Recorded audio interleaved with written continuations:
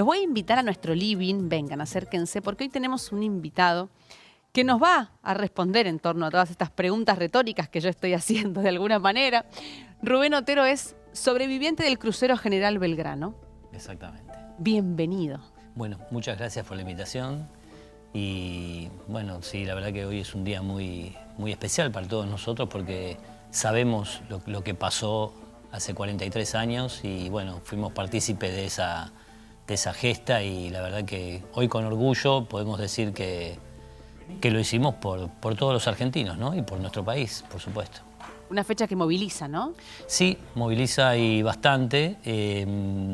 Uno a veces movilizan todas las fechas quizás, ¿no? Como uno lo haga, pero bueno, hoy por ejemplo yo presenté mi obra de teatro también hoy, hicimos una función especial y en varios momentos me emocioné un poco más de lo que estoy acostumbrado, digamos.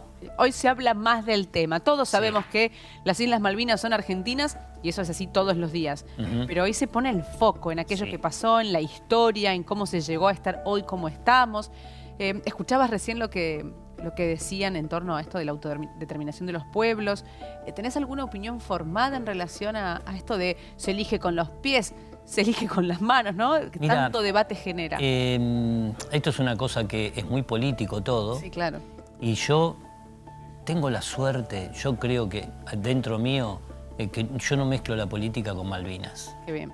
Porque Malvinas tiene 649 héroes y esos héroes que pelearon y murieron en las islas fueron a pelear por todos los argentinos. No fueron a pelear por una parte o por la otra. Y yo también hice lo mismo. A mí me tocó estar ahí y yo fui por todos los argentinos. Y no me interesaba si habían de un lado o del otro. Entonces, para mí Malvinas y la política son dos cosas completamente diferentes. Entiendo que la política tiene que ser la encargada de hacer las conversaciones y de retomar las conversaciones para poder retomar el dominio de las islas, seguro. Pero yo como veterano, mi fin después de la guerra es rendirle homenaje a mis compañeros que murieron y bueno, y llevar a donde más pueda la bandera de los veteranos y nada más que eso. ¿Soñás con ese momento en el que se recuperan las islas? Yo fantaseo con eso. Y digo fantaseo porque desde chica uno, ¿no?, va aprendiendo en el colegio, hoy ya más entrada en la cuarta década, si se quiere, ¿no? Uno dice, bueno, esa fantasía en algún momento la veremos hecho realidad. Y a veces pienso, digo, veo a mi hija y digo, ¿mi hija lo verá en algún momento? ¿Fantaseás vos también con que eso pase y se concrete? Sí, fantaseo porque pasan tantas cosas raras en el mundo que a veces no depende de uno, ¿no? No, sino claro, que depende del otro lado también.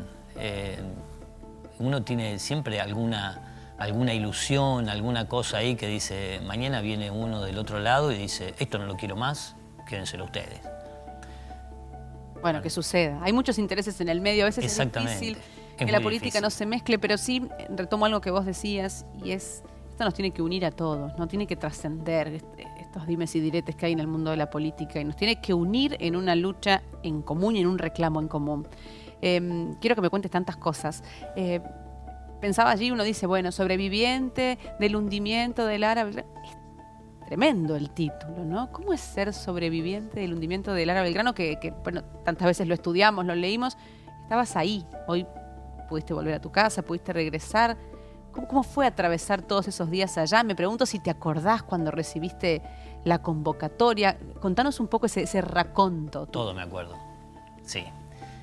Me acuerdo, lo tengo escrito y lo plasmo en mi obra, ¿no? Sí, yo hicimos, o sea, en el año 80, en el 80 nos sortean, yo tenía 18 años, saqué el número 935, entonces, bueno, quería decir que tenía que ir a la Marina. Me incorporo en el año 81, pero Marina incorpora cada 2 meses y me tocó la última incorporación, la última tanda, quinta tanda que incorporaban en octubre de 1981. Entonces ahí es donde empiezo a hacer el servicio militar.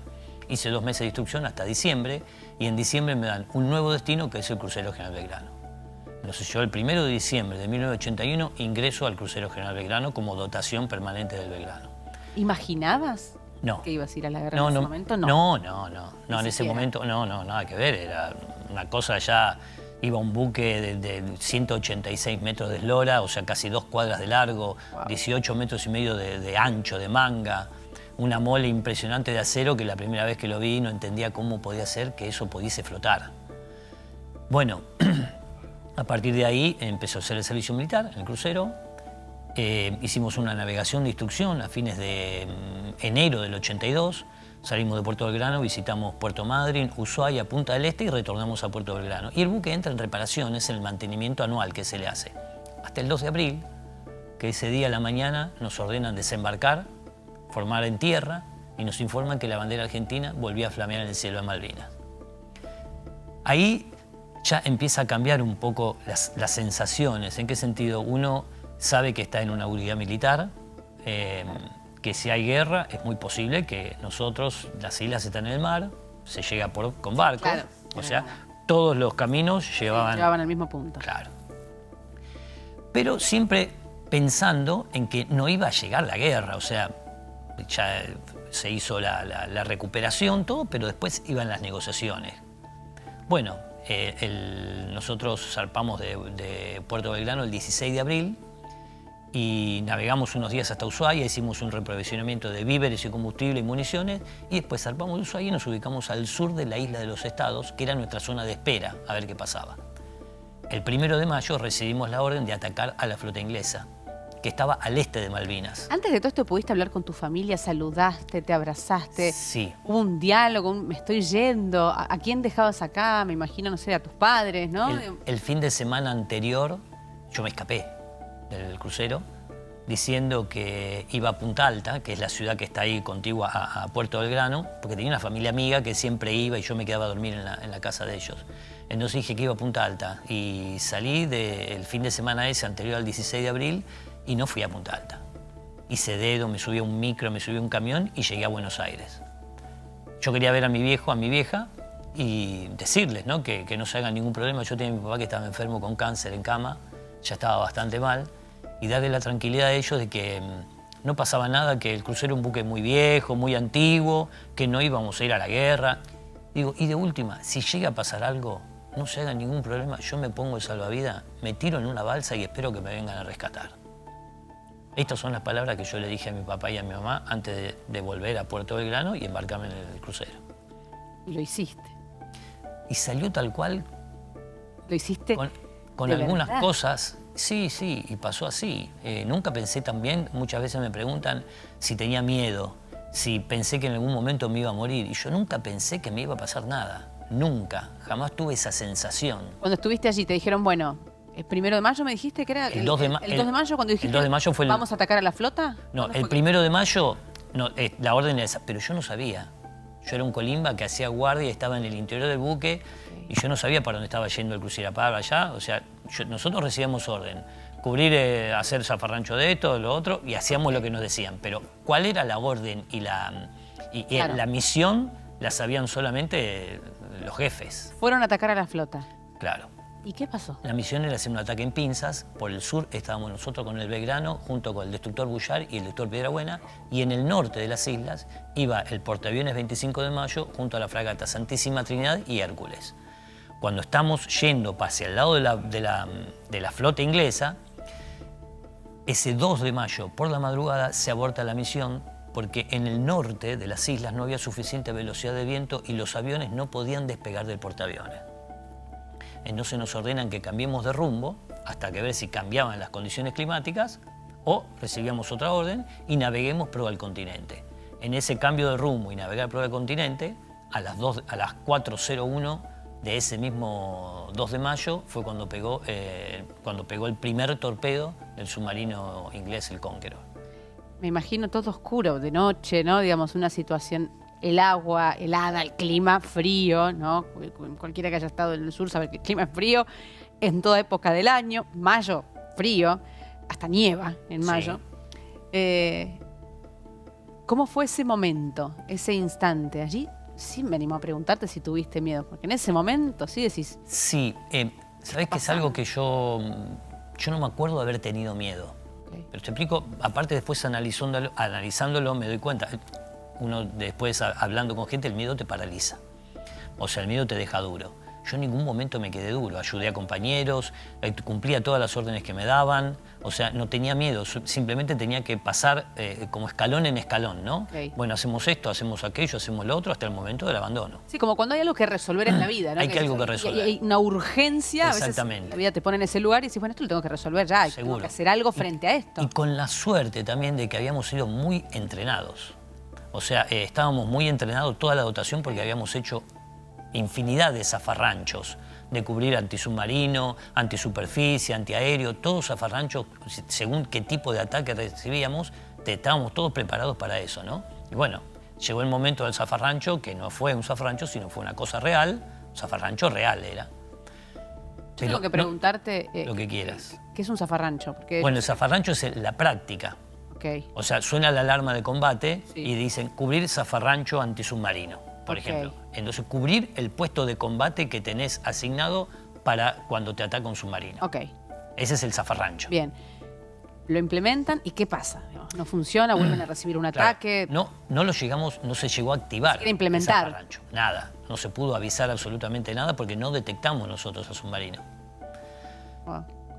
Yo salía del comedor, iba a tomar la guardia porque yo hacía guardia de 4 a 8 de la mañana y de 4 a 8 de la tarde. Esto eran las 4:01 de la tarde, o 16:01. Yo había salido del comedor, iba a tomar la guardia que quedaba en la proa del buque, donde controlaba los niveles de los tanques de agua potable. Y cuando me cruzo con mi compañero, que ya había salido de la guardia, me dice, anda tranquilo, Rubén, porque está todo bien, están todos los tanques bien, así que no te hagas problema. Sigo camino hacia la proa, imagínate que el crucero medía 186 metros, yo estaba en la mitad del buque, me faltaban todavía... 2 cuadras. 80 o 90 metros para llegar. 1 cuadra más, sí. Y tenía un poco de barba, y digo, me voy a afeitar. Entonces no fui a mi guardia, doblé y me fui a mi dormitorio a buscar la máquina de afeitar. Abro mi taquilla, que yo la tenía a la altura del piso, saco las cosas para ir al baño, ¿no? Sí. Que en aquel momento había crema, espuma que teníamos con la brocha y la hojita de afeitar. Saco eso, cierro la taquilla y cuando me levanto para ir al baño, ahí es donde pega el primer torpedo. Tembló, escuchás, o sea, me imagino todo, ¿no? O sea, un sonido pegué un salto, calculo que habré saltado no menos de 60 centímetros, las cosas se me soltaron de la mano, porque no sabía qué era lo que pasaba. Obvio. Caigo de vuelta, se apagan totalmente las luces, se queda totalmente oscuro y totalmente todo en silencio. O sea, no se escuchaba nada de nada. Y unos segundos después, 5 segundos después, pega el segundo torpedo, que es el que pega en proa. Porque nos tiraron 3 torpedos, pero le pegaron 2 al Belgrano.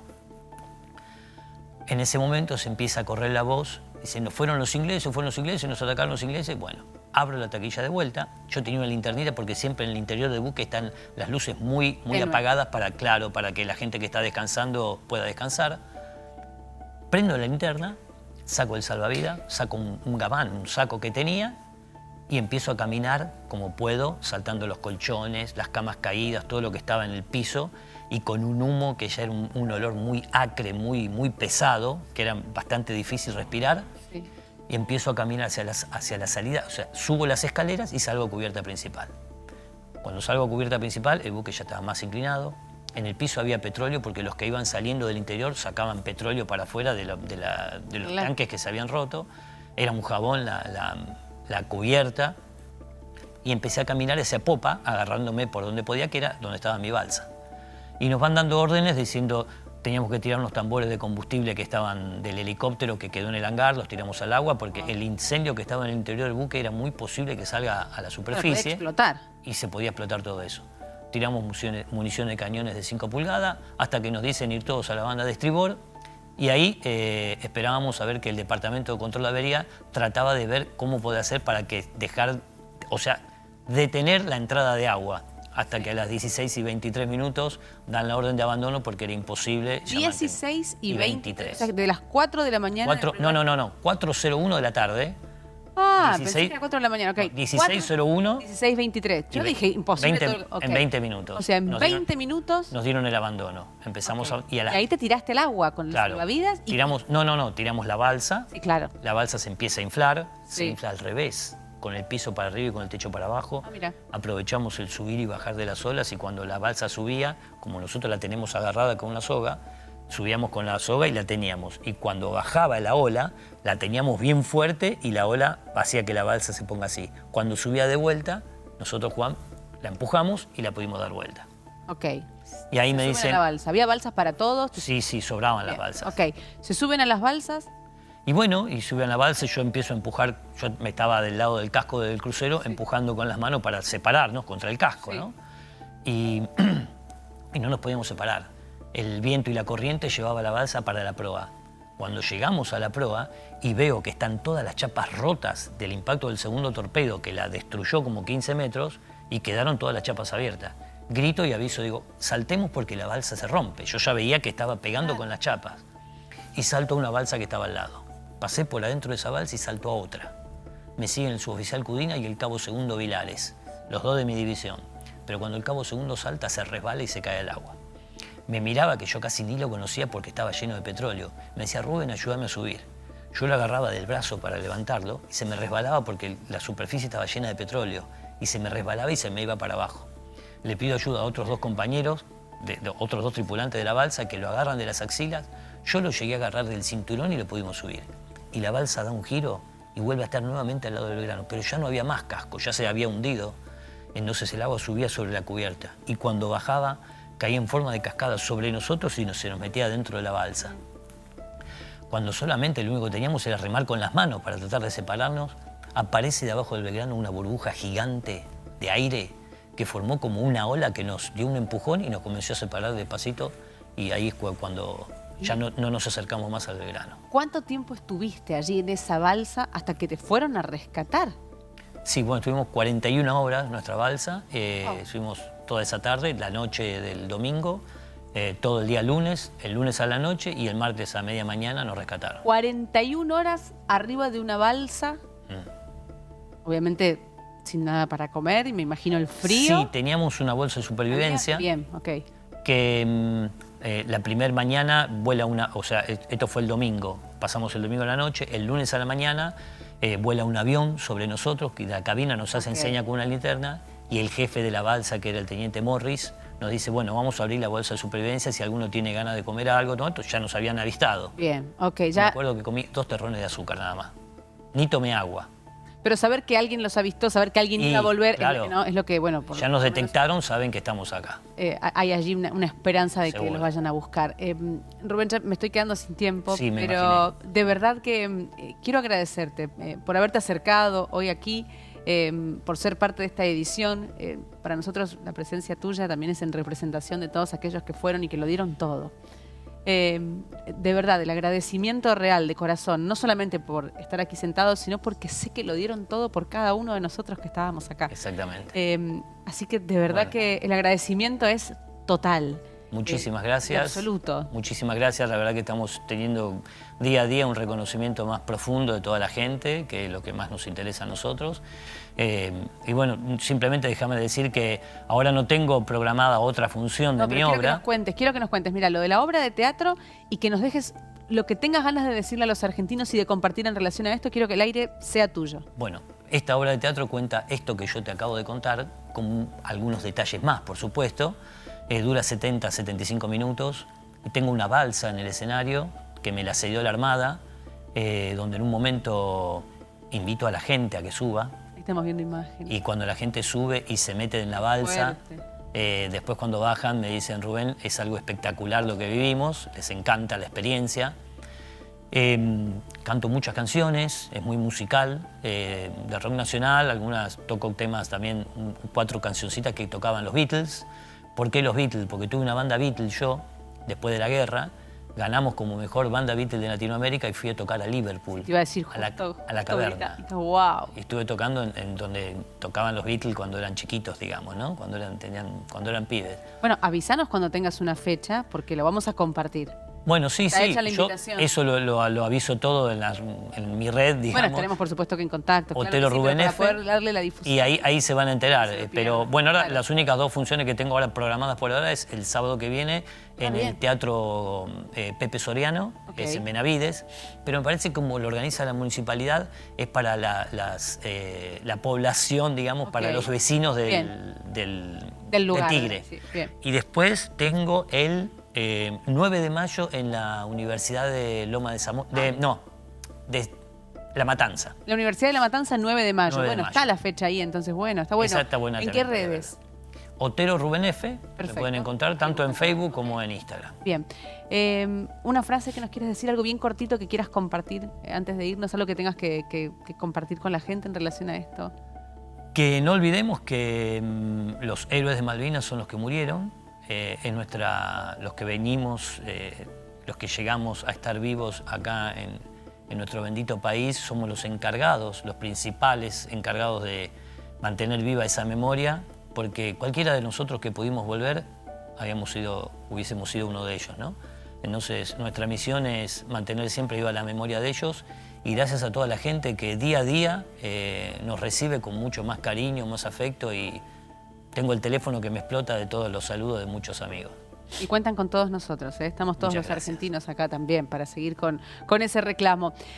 Hacemos una pausa breve. Estamos todavía movilizados. De verdad que el tema moviliza, inevitablemente. Y seguimos con el reclamo justo sobre la soberanía que Argentina tiene sobre las Islas Malvinas. Están ocupadas, pero eso no quiere decir que les pertenezcan. Hacemos una pausa breve, enseguida estamos de regreso.